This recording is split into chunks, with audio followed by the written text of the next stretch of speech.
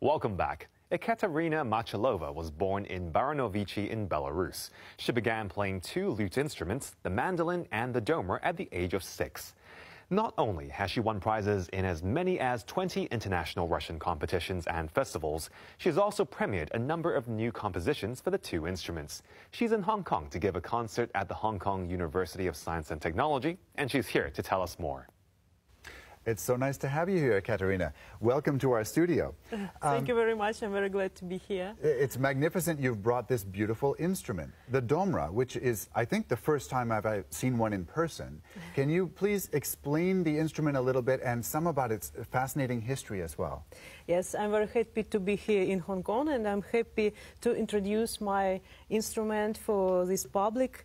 It's a very old instrument, a Russian traditional instrument, and it was born in Russia in the 17th century, and then its history was different, and for 2 ages it disappeared.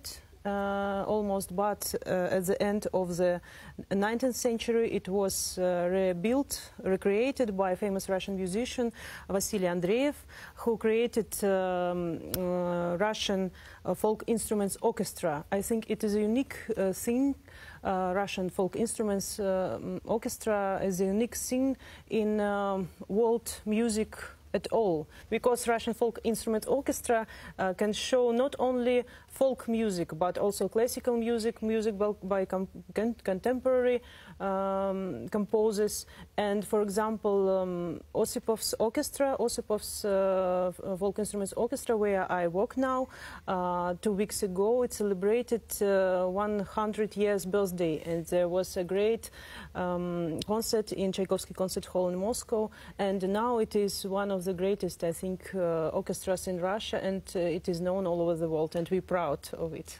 And you're the concertmaster of that ensemble, yes, right? Yes, I do. And so you're playing the Domra in that, and that's also the same ensemble that has these giant balalaikas, right? The really large ones. Yes, there are a lot of different instruments: Domras, balalaikas, bayans, it's button accordions, and different kinds of Domras. So all the family of Russian folk instruments. Magnificent. So this is not the first time you've been in Hong Kong. You're no stranger here. Yes, it's my third time. Last year I have been here with the City Chamber Orchestra of Hong Kong. It's a wonderful orchestra, and I had a great pleasure to play with them. But I played the mandolin because the program was dedicated to Antonio Vivaldi, who wrote his pieces for these wonderful instruments. It's mandolin is like Italian sister of our Russian Domra, but Domra is really a Russian instrument, traditionally Russian instrument. And now I'm very glad to introduce to the public Domra, and I will have a concert on Wednesday where I will play different music. It will be Russian music, classical music. I want to show all the possibilities of these instruments, that I can play classical music. Here I can show you. You know, it's the 24th caprice of Niccolo Paganini, and Russian folk tunes.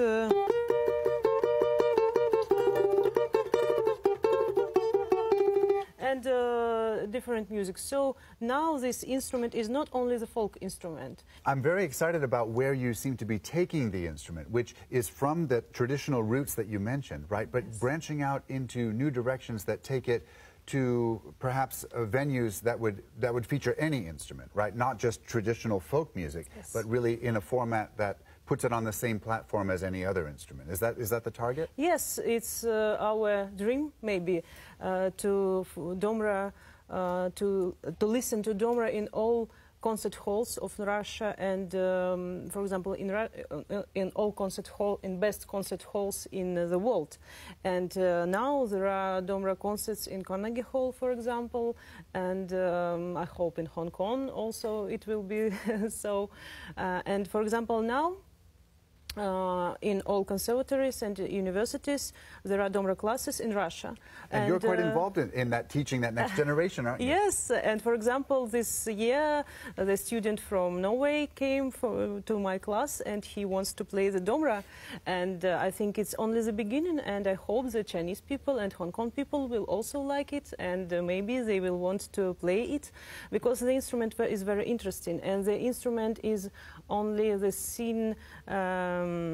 Every instrument is very rich, and every instrument has its own face, and it's a very interesting thing.